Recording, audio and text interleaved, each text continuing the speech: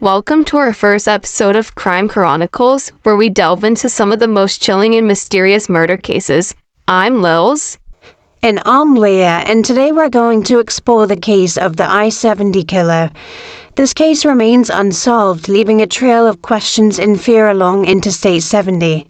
The I-70 killer is believed to be responsible for a series of murders that took place in the spring of 1992. He would enter small stores, typically with only one employee on duty, and shoot them with a .22 caliber firearm.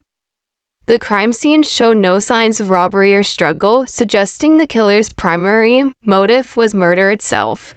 The victims were usually young, petite brunette women working alone in retail stores.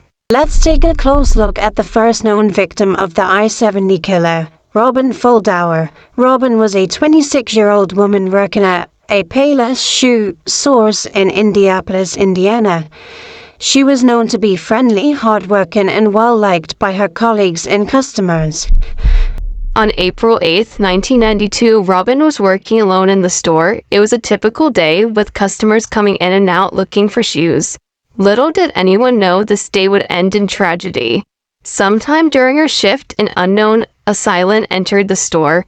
Robin was shot and killed, with the motive behind the crime remaining unclear. There were no signs of robbery or struggle, which left investigators puzzled.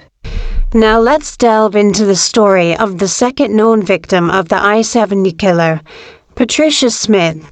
Patricia was a 23-year-old woman working at a store called Boot Village in Wichita, Kansas. On April 11, 1992, just 3 days after the murder of Robin Fuldauer, Patricia was working her shift in the store. It was a quiet day, typical for the small shop. Sometime during the afternoon, an unknown man entered the store. Tragically, Patricia was shot and killed in a manner similar to Robin, with no apparent motive such as robbery. Patricia's case, like Robin's, became part of a chilling pattern that law enforcement began to recognize. The similarities in the murders pointed to a serial killer operating along the I-70 corridor. The lack of witnesses and clear motives made the investigation challenging, but the connection between the cases was unmistakable.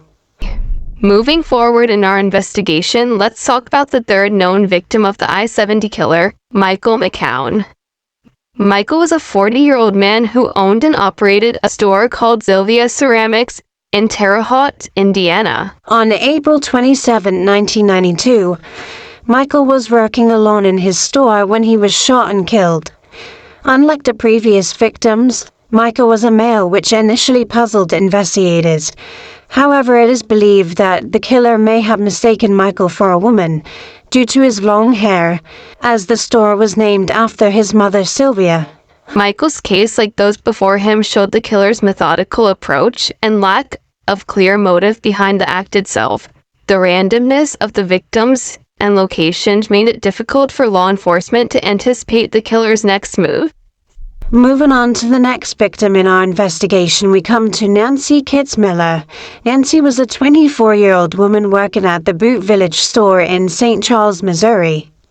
On May 3, 1992, Nancy was working alone in the store when she got shot and killed.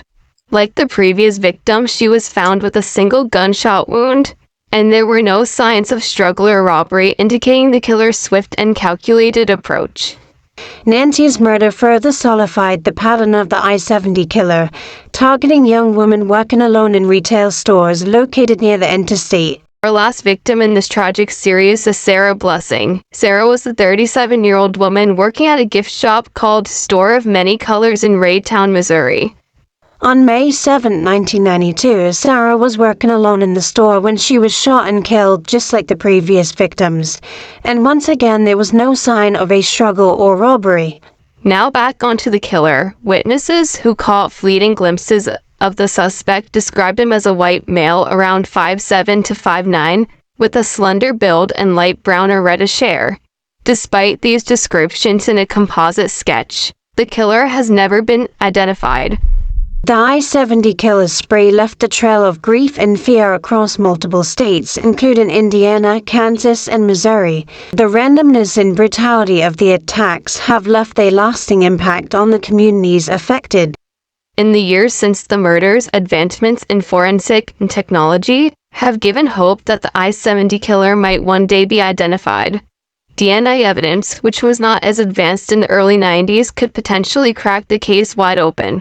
However, as of now, the identity of this elusive killer remains a mystery. If you have any information on the I-70 killer, comment below, call the police station, let us know. Have a great day. This is Lil's and Leah's podcast. Don't forget to like and subscribe.